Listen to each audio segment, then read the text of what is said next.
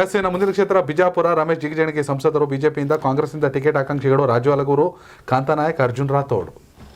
Raju ಅಲ್ಗೂರ್ Nagathana XMLA. ಹೌದು. ಕಾಂತಾನಾಯಕ್, ಅರ್ಜುನ್ ರಾಥೋಡ್ ಹಿಂಗೇನೇ ಇದ್ರು ಕೂಡ ರಾಜು ಅಲ್ಗೂರ ಅಲ್ಲಿ ವಿಟಕ ಕಟಕ ದೊಂಡಿ ಬಾಗಿ ಟಿಕೆಟ್ ಬಿಟ್ಕೊಟ್ಟಿದ್ದಾರೆ.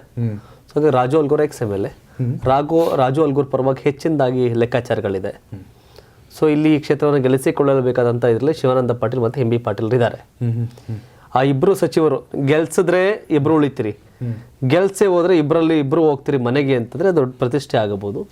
ಬಟ್ ವಿಜಯಪುರ ಕ್ಷೇತ್ರವನ್ನ ಈ ಹಿಂದೆ ಹಿಂದೂ ಹುಲಿ ಎನಿಸಿಕೊಂಡ ಯತ್ನಾಳ ಗೆಲ್ತಿದ್ರು. ಮೀಸಲು ಚೇಂಜ್ ಆದ್ಮೇಲೆ ಚಿಕ್ಕೋಡಿಯಿಂದ ಬಂದಂತ ರಮೇಶ್ ಜಿಗಜಿಣಗಿ ಗೆಲ್ತಾವ್ರೆ. ಇಲ್ಲಿ ಕಾಂಗ್ರೆಸ್ ಸುಲಭ ಅಲ್ಲ, ಯಾಕಂದ್ರೆ JDS BJP ಮೈತ್ರಿ ಆಗಿದ್ದಾರೆ. ಟಫ್ ಇದೆ ಕಾಂಗ್ರೆಸ್ಸಿಗರಿಗೆ.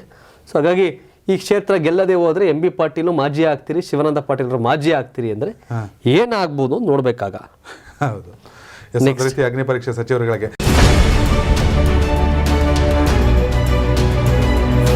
ಬಹಳಷ್ಟು ಜನ ತಾನು ಉದ್ಧಾರ ಆಗ್ಬೇಕು, ತಾನು ಬೆಳೆದ್ರೆ ಸಾಕು ಅಂತ ಅವ್ರ ಪಾಡ್ಗೆ ಅವ್ರು ಹೋಗ್ತಿರ್ತಾರೆ. ಆದ್ರೆ ಇವರು ಬೆಳಗ್ಗೆ ಎದ್ರೆ ಬೇರೆಯವರಿಗೆ ಒಳ್ಳೇದಾಗ್ಬೇಕು, ಒಳ್ಳೇದಾಗ್ಲಿ, ಅವ್ರ ಜೀವನದಲ್ಲೂ ಕೂಡ ಒಳ್ಳೆ ದಿನಗಳು ಬರಲಿ ಅನ್ನೋ ಕಾರಣಕ್ಕೆ ಮಿರಾಕಲ್ ಮಾರ್ನಿಂಗ್ ಶುರು ಮಾಡಿದ್ದಾರೆ. ಸಮಾಜಕ್ಕೂ ಕೂಡ ಒಂದಷ್ಟು ದಾರಿದೀಪವಾಗಿ ಕೆಲಸ ಮಾಡ್ತಾ ಇದ್ದಾರೆ.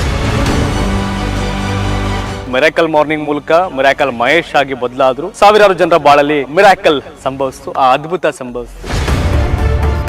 ಒಬ್ಬ ವ್ಯಕ್ತಿ ಜೀವನದಲ್ಲಿ ಯಶಸ್ಸು ಪಡಿಬೇಕಂತಾದ್ರೆ ಒಂದು ಮೈಂಡ್ ಸೆಟ್ ಇರಬೇಕು. ಒಳ್ಳೆ ಆಲೋಚನೆಗಳನ್ನು ರೂಪಿಸಿದ್ರೆ, ಒಳ್ಳೆ ಅಭ್ಯಾಸಗಳನ್ನು ರೂಪಿಸಿದ್ರೆ ಖಂಡಿತವಾಗಿ ಒಬ್ಬ ವ್ಯಕ್ತಿ ಶ್ರೀಮಂತನಾಗ್ತಾನೆ.